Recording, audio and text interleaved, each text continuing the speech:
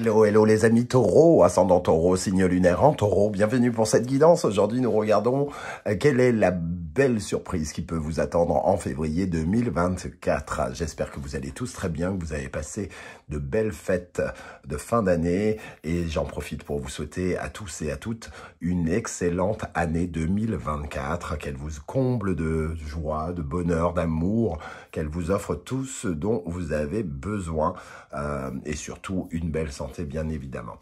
Voilà, allez on regarde un peu ce tirage, je vais rajouter des cartes tout au long de ce tirage bien évidemment. N'oubliez pas que c'est un tirage général qui ne peut pas parler à tous de la même façon, vous prenez uniquement les messages qui vibrent avec ce que vous vivez, vous n'hésitez pas à adapter mon vocabulaire à votre situation et à regarder la vidéo de votre signe ascendant et de votre signe lunaire pour avoir des compléments d'information.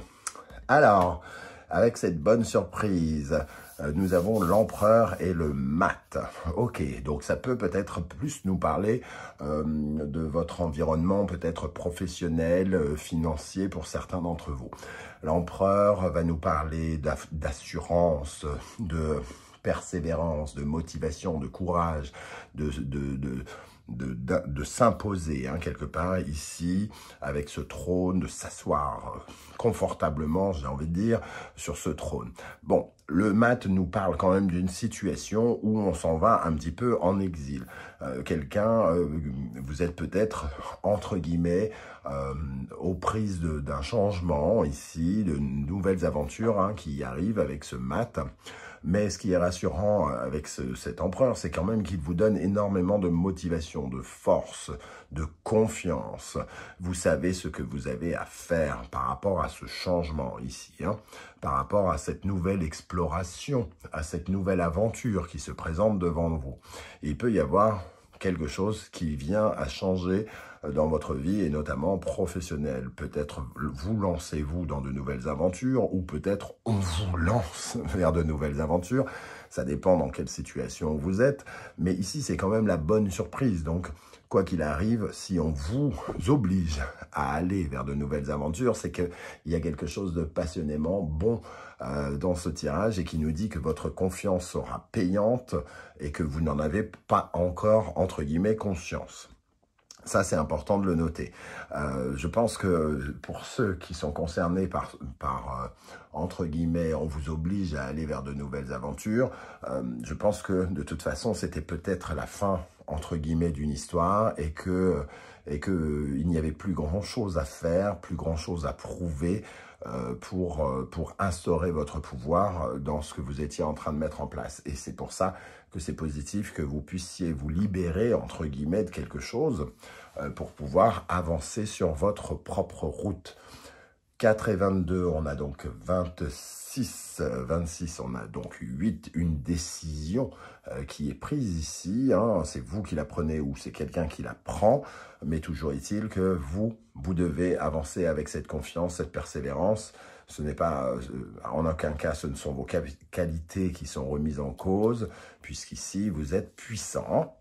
Ça, c'est important de le noter. Qu'est-ce qu'il y a derrière le mat? Donc, on voit effectivement un changement, un nouveau challenge qui vous est proposé avec la Maison Dieu et le chariot derrière.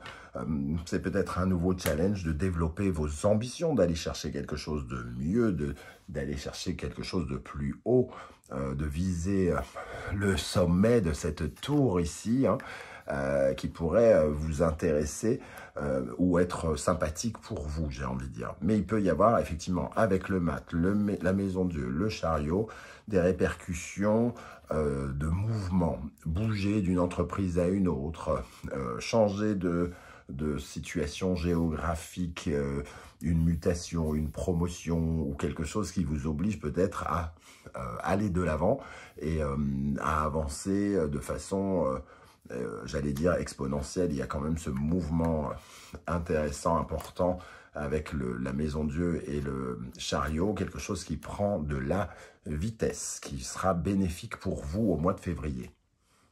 Ok, alors, un peu plus de précision, notamment avec l'oracle de l'astrologie de la Lune Noire, nous avons la maison 10 qui nous parle du monde. Alors, évidemment, quand on parle du monde, c'est pas uniquement l'étranger, hein. Ici, ce secteur de la maison 10 qui nous parle du Capricorne, donc du secteur finalement plutôt professionnel lui aussi, hein, nous parle de la carrière, de la renommée, de votre capacité à, comment dire, à accepter les ordres, à faire preuve d'autorité ou au contraire à accepter les ordres, hein, ici. La maison 10 nous parle justement de soit de rencontres avec des personnes de pouvoir, par exemple, d'avoir de nouveaux privilèges, d'aller chercher de nouveaux privilèges, d'écouter sa vocation, de savoir ce que l'on a à faire une fois de plus, un peu comme l'empereur, de se sentir solide et en confiance pour aller chercher la gloire, la réputation et la renommée. Donc c'est un peu se baser et s'appuyer sur son CV, hein, ici, pour aller vers de nouvelles aventures et aller conquérir quelque part le monde, hein, ici, que l'on peut ressentir. Il y a quelque chose peut-être avec cette notion de maison 10, hein, qui représente le Capricorne, maison dans laquelle est resté Pluton pendant très longtemps et sort le 20 janvier. Il y a peut-être aussi ces changements ici vers de la nouveauté, hein, qui est représentée. Ici, on libère sa carrière pour aller chercher bonheur ailleurs, pratiquement, j'ai envie de dire. C'est tout à fait possible pour certains d'entre vous. Alors, certains ne vont pas sentir, comme je le disais, la joie de vivre parce qu'ils se retrouvent face à un défi qui peut peut-être être effrayant.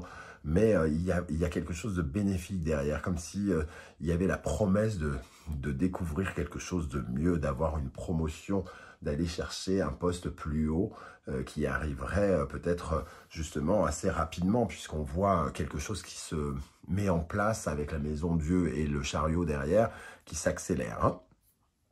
Donc, avec l'oracle du soleil levant ici, nous avons l'énergie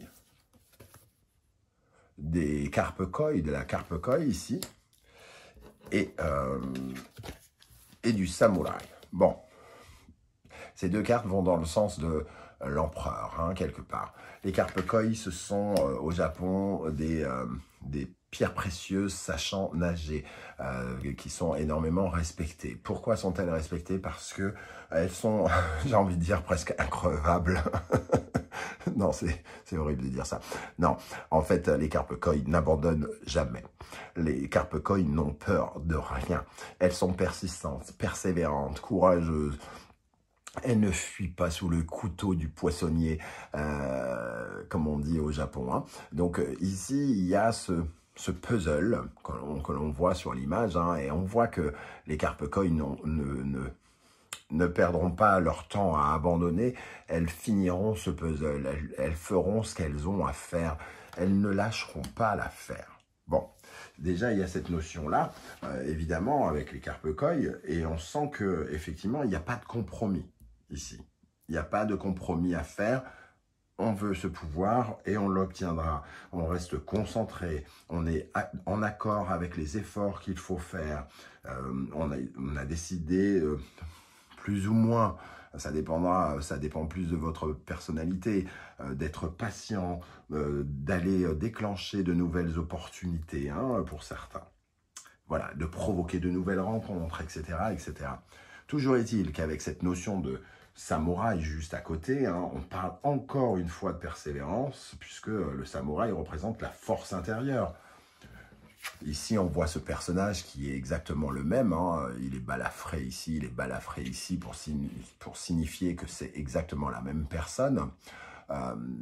Ici, on a une armure avec l'épée, hein, on est outillé, protégé, etc. Et en fait, la force nous vient profondément de l'intérieur. On n'a pas besoin de cette carapace, on n'a pas besoin de cette armure pour se protéger, parce qu'on se sent fort de l'intérieur, parce qu'on se sent puissant, parce qu'on sait qu'on est capable de dépasser ses limites, qu'on a la maîtrise de nos forces, de nos capacités, et qu'on est en train de dominer la situation. Donc pour ceux qui viendraient à douter le temps d'un instant, vraiment il y a quelque chose ici qui nous parle d'intrépidité, qui nous parle d'une belle vitalité, de de prendre les problèmes à bras-le-corps et de se défendre, de se battre, d'aller chercher exactement à atteindre les objectifs qu'on s'est fixés, parce qu'on sait de quoi on est capable ici. Hein. Donc, conquérir. C'est un peu comme si vous aviez envie de conquérir un nouveau territoire, un nouveau job. Alors, ça ne veut pas forcément dire que vous allez quitter celui dans lequel vous êtes, mais peut-être que parallèlement, vous allez chercher quelque chose de mieux, par exemple. En tout cas, peut-être avoir envie d'aller chercher quelque chose de neuf. Voilà comment je ressens ces énergies. Je vais quand même regarder en dos de deck ce qu'on a. On a le tambour taiko, donc il y a quand même un rythme. Le tambour taiko, certes, ici représente beaucoup la joie, hein, mais j'ai l'impression que c'est un rythme qui va au battement, qui suit le battement de votre cœur. Pam pam, pam pam, pam pam, pam pam, pam pam. Derrière, on a l'homme aussi, hein, qui est cette énergie masculine qui représente l'action de faire avancer les choses. Allez, on va rajouter des cartes avec le tarot mystique.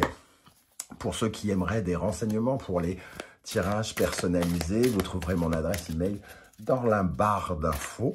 N'oubliez pas de liker, de partager et de vous abonner à la chaîne. Hein, c'est très important pour me soutenir et m'aider à faire grandir cette communauté. Et vous trouverez dans la barre d'infos également différents liens qui vous mèneront vers les guidances que j'ai effectuées pour vous pour le mois de janvier notamment et pour le premier semestre 2024 si vous voulez savoir un peu comment ça va se passer pendant le début d'année 2024. Et également, vous aurez toutes les références des tarots et oracles que j'utilise et notamment l'oracle du soleil levant que j'ai créé avec mon ami Jenny Amazaki. Allez, on y va pour les taureaux. Pour les taureaux, quelle est la bonne surprise? Quelle est la bonne surprise qui attend les taureaux, ascendant taureau, signe lunaire en taureau avec l'empereur et le mat? Ici, nous avons le 9 de coupe. Ok. Nous avons le roi de bâton. Il y a vraiment une énergie d'entrepreneuriat ici, hein, de puissance, de motivation, d'ambition aussi. Le 4 de coupe. Ok. On voit le 9 de coupe, il y a de nouvelles aspirations, de nouveaux rêves ici. Hein. Le 9 de coupe, c'est un peu les vœux que l'on fait, les prières que l'on envoie. Et on vous voit avec le roi de bâton, non pas regarder vos prières ici, mais être plutôt tourné vers vos frustrations, vers votre ras-le-bol, vers quelque chose qui ne vous satisfait pas ou plus ou pas assez, hein, entre guillemets. Le 4 de coupe, c'est vraiment le besoin de, comment dire, de réactiver un peu ses émotions, de se sentir en connexion avec son cœur, parce qu'il y a de la pluie qui tombe sur nous, entre guillemets, hein, comme dirait le livre, maintenant qu'il pleut toujours sur moi. Eh bien, ici, il est question de rallumer la flamme. De rallumer la flamme, de retrouver une certaine forme de motivation, d'ambition, d'entrepreneuriat et de se reconnecter à certains de ses rêves pour combler justement quelque chose qui est frustrant, frustré, qui ne suffit pas. Mais ici, on vous sent au centre très motivé quelque part pour justement lutter contre cette frustration. Ok, on va regarder pour compléter et recouvrir avec le Normand du Chiro Marchetti. Sur le 9 de coupe, qu'est-ce qu'on a pour les taureaux? Pour les taureaux, ça va tomber sinon. Pour les taureaux sur le 9 de coupe, nous avons le pont. Il y a quand même finalement une sorte de rêve, une ambition de passer un cap, hein, ici avec le pont, un phénomène de transition. Le pape, hein, c'est de passer d'un point A à un point B, peut-être en prenant un raccourci, entre guillemets, c'est ça le pont. Hein. Il y a aussi le fait de passer un fossé, de trouver des solutions pour combler un trou, un manque, quelque chose qui représente ce 4 de coupe quelque part. Qu'est-ce qu'on a sur le roi de bâton? La clé La clé, c'est votre motivation, votre entrepreneuriat, votre volonté, votre courage. C'est cette carpe koi et ce samouraï, hein, de prendre bien conscience de vos capacités, de votre force, de votre CV, de votre puissance, de votre autorité, de votre confiance en vous. Hein. Et sur le 4 de coupe, alors sur le 4 de coupe, j'ai vu quand même passer le cœur et ici les souris. Le cœur, là le soleil, donc le cœur va nous parler d'être en connexion avec ce que l'on veut, hein, avec ce dont on a envie, au lieu d'écouter une certaine forme de manque et de frustration ici. Les souris nous disent que certes, il y a peut-être une situation un peu stressante, qu'on ressent une certaine forme de nervosité ici, mais c'est une nervosité qui est finalement un peu relative puisqu'elle est associée à un sentiment de manque, un sentiment de frustration. Donc le soleil, il nous fait comprendre que peut-être que justement en février, vous allez avoir l'occasion de comprendre que finalement, vous n'êtes pas totalement comblé là où vous êtes et dans ce que vous faites. Quelle bonne surprise attend les taureaux en février 2024.